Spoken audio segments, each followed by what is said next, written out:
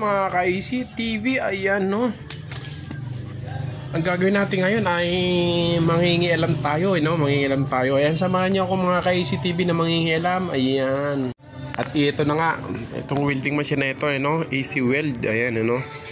Ginamit ko kasi ito, so parang nasubrahan ko yata sa gamit. Ngayon, pag ginamit mo siya, gumagana siya. Pag saksak mo gumagana, okay, umon. Pagkaso lang, pag nag-weld ka na, bigla na lang mag-shutdown. Bigla siyang namamatay, no? So parang nawawalan ng supply, parang kinulang ng supply, parang ganun. No, so wala naman tayong alam dito, no? Wala tayong alam dito. So ang gagawin na lang natin, pakialaman natin, no? Tingnan natin kung anong meron dito sa loob at kung anong problema niya, bakit ganun ang nangyari sa kanya. Ayan. Sama-sama tayo guys na makikialam sa mga bagay-bagay kung anong meron dito ay no, hanap natin pwesto ng ano natin na ay gagawin natin ngayon ano muna to, mag-unscrew muna tayo mga ka-IC, tapos mga ka-ICTV, i-unscrew natin siya, tapos update mamaya kung anong meron. So ito na nga mga ka-ICTV, no, nangyari na nga ang dapat mangyari, no? Ayan, dahil sa nakikialam tayo, ayan, meron tayong natuklasan. Ayan, samahan nyo ako guys, alamin ko ano yung natuklasan natin. Ayan mga ka-IC, ito na yung welding machine natin. Buksan na natin ito, no? Ayan, ito yung itsura niya, ganyan. So, ganyan siya mga ka-ICTV, no? So, natuklasan natin mga ka-ICTV na ang problema pala niya ay yung switch niya. Nung nag-i-stack up na yung switch niya, nagluloko, kaya pala namamatay siya. Hindi na tumutuloy yung supply sa switch. Kaya guys, buti na lang may isa tayong spare dito na welding machine. Ito yung dati kong welding machine. Ayan, ito. Ayan. Ito yung dati kong welding machine, ano. So, meron siyang switch pa. Okay pa. Buo. Ayan, tinanggal ko yung switch niya. Ito ngayon ang ipapalit natin dito sa isa. Ayan, binaklas na natin yung wire niya. Ayan, binaklas. Tsaka tandaan nyo lang mga ka-ICTV, yung mga wire na binaklas nyo pag gusto nyo subukan, para hindi kayo maligaw. Ayan, no, ayan na. So, palitan natin. Try natin palitan. Tapos testing natin kaagad yung welding machine natin. Yun.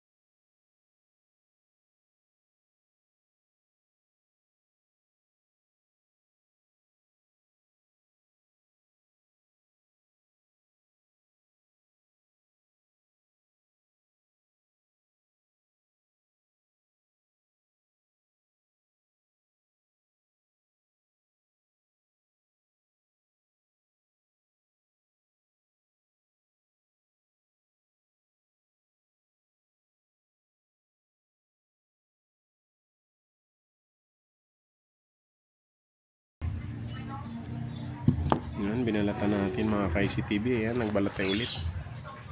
Ito. Asa na ba yun? Ito. Kita ba? Ayan, nabalatan na ulit. Ayan. So, yun, oh. Kabit natin.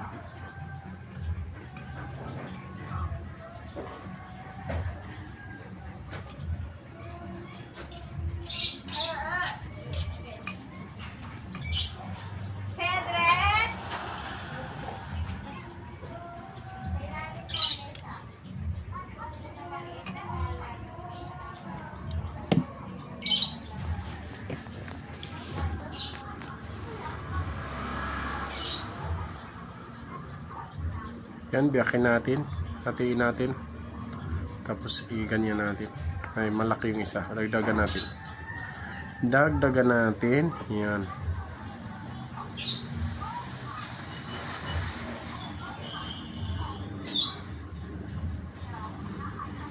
Yan. Nahati na siya kasi yung screw niya dadaan dito sa gitna. Dito dadaan sa gitna yung screw niya. Kaya hinati natin. Ano? Yun. So, ilagay na natin. Kabit natin dito. Ilagay natin siya dito ng ganyan. Yan. Ganyan. Tapos ilagay natin yung screw. Ganyan. Yan, ilagay natin yung screw. Ganyan. Ganyan yung screw niya. Tapos ilagay natin siya ganyan, no? Yan. Tapos ito yung lock niya. Ayusin na natin yung lock niya. Ito yung lock niya. Ilagay natin. Ayan. Tapos nalagay na natin. Ikutin natin yung screw. Saan yung screwdriver? Ito yung screwdriver. Wait lang. Ayusin muna natin.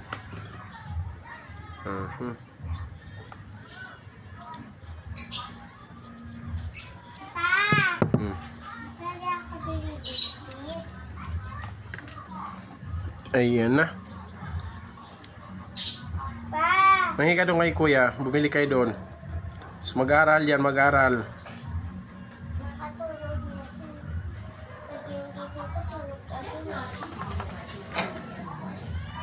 Ayan, kinabit muna natin para hindi tayo mahirapan. Ayan. Tapos itusok na natin yung wire dito. Ayan.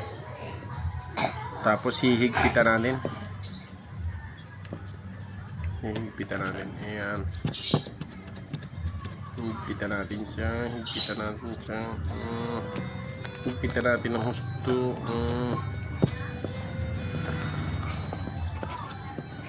Ayan. Higpit na. Tama na. Hindi na maikot. Tapos ibalik natin yung handle. Itong handle niya. Ayan. Ito yung handle niya. Ayan. So naka-screw yun sa ilalim yan. So ibalik natin dito. Ayan. Salpak natin siya dito. Ayan.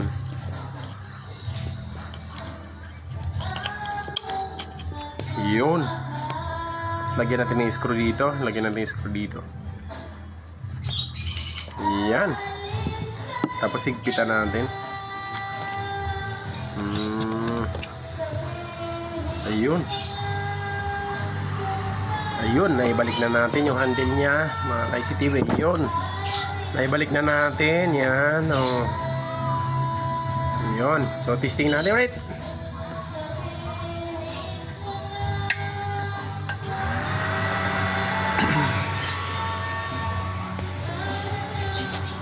Testing natin ulit.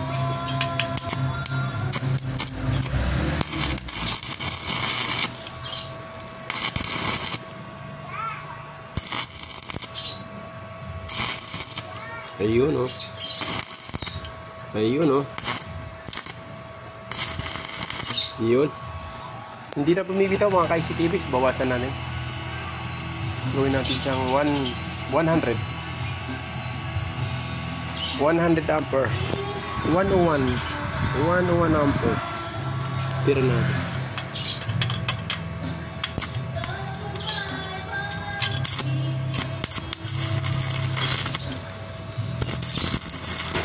Yun, di na mamamatay. Positive. Yung switch niya ang sira. Ayan.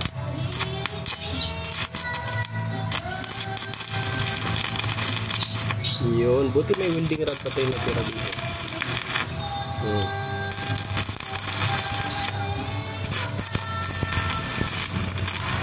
Okay, okay. Okay na, positive. Okay na, wala na yung welding rod. Ubus na yung welding rod natin. Ubusin pa natin, may konting natira.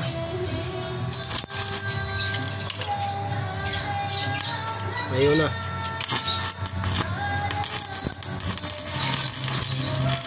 Yun. Ubusin na. Yun, okay na. So, okay na mga ka-ICTV. Okay na mga ka-ICTV dahil tayo nakikialam sa ating gamit. Pinakialaman natin kahit hindi tayo marunong.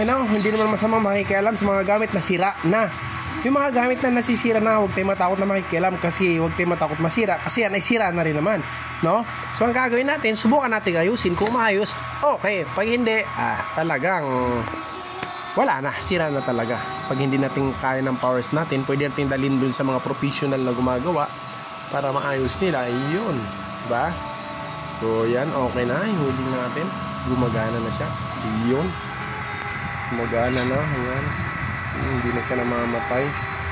Very good, very good. So yan, okay na. So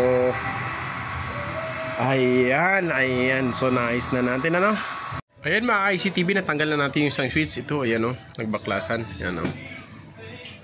Yun o, tsaka sunog na rin. Sunog na rin pala yun sa switch niya. Ayan, sunog na, no. Kaya nag-i-stack up siya kasi sunog na, nakadikit na siya doon sa loob. Yun. So, palitan natin to. Ayan, itong switch doon sa isang welding machine natin. Buti na lang may spare tayo, kaya tinatabi talaga natin yan. Yan, nakakabit na mga ka-ICTV. Ayan. So isalpak na natin.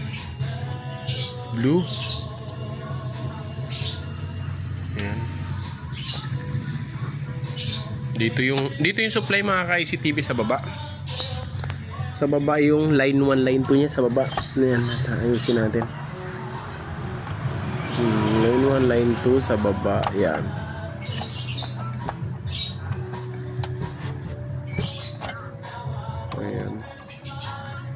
Line 1, line 2, balot natin yung insulator niya. Ayusin natin yung insulator niya. Yung balot niya.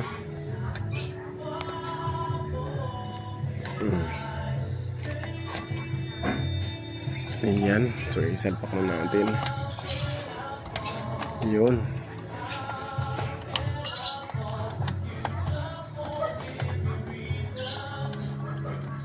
Parang maluwag to, ayusin natin. Parang maluwag yung isa, ayusin natin. Tika lang, baba muna natin yung cellphone. Ayan mga IC, na isalpak na natin. Ayan, blue, yellow, ayan. Isalpak na siya. Dapat nakahatak pala ito. Dapat ayusin natin itong wire nito mga ka-IC kasi nakahatak ko. Ayusin natin itong kable na to. Wait lang, ayusin natin. Tanggalin lang natin itong nito. Ayan, tanggalin natin. Ito, tanggalin. Ayusin natin. Isasalpak natin itong wire dito sa loob. Wait lang. Ayun, naayos na natin. Nasalpak na natin dito yung wire. Ayan. Tsaka hinigpitan na rin natin dito sa likod kaya hindi na mahuhugot ito. Ayan. So, testing natin mga ka-ICTV. Testing natin. Saksak muna natin. Ayan mga ka-ICTV, malinaw na mga ka-ICTV, naayos natin yung welding machine. Nagawa na natin yung welding machine natin. At ang problema ay ang switch. Ang kanyang problema, buti napansin ko, pag diin ko ng switch, parang sumasabit, ano? Yun ang nagiging problema sa kanya. Kaya ngayon okay na siya, ayan. Kasi parang sunog na yung sa switch niya. Ayan mga ka-ICTV, sunog. Ayan o. Dumidikit na siya dun sa loob ng switch. Kaya ayun, ayaw nang magtumulak. Ayan, you know. So ngayon okay na siya. Ayan. Gumagana na siya. Ayan, gumagana. Oh, may ilaw. Ayan. So yun, okay na. Gumagana. Ayun, at nagpapasalamat tayo sa ating spur dito. Itong welding machine na to guys, okay to, maganda to, Kawasaki yung tatak na ito, no? Ang problema, nabagsak ko ito habang ginagamit kaya biglang namatay. No, hindi ko panapagawa. Kasi hindi tayo professional, kasi ano lang tayo, nakikialam lang tayo, no? So hindi natin totally alam kung saan dito yung mga diferensya dito. At saka yung tester natin, nasira yung analog tester natin, no? Wala tayong pan-tester sa mga parts niya. Kaya siguro bumili na muna tayo ng tester para ma-check natin din to. At saka yung switch na to, bibili na lang tayo ng switch na ganito para pampalit natin doon sa tinanggal natin, no? So ganun na lang, basta yun. So ayan mga ka-ICTV, hanggang dito na lang, ano, sa mga hindi pa nakasubscribe dyan sa channel natin. Ayan guys, pakisubscribe na lang po, pakisubscribe na lang, tapos pakihit na rin po na notification bell para lagi po kayong updated sa mga bago natin pang mga video. Ayan, so thank you very much guys, hanggang dito na lang po, bye bye.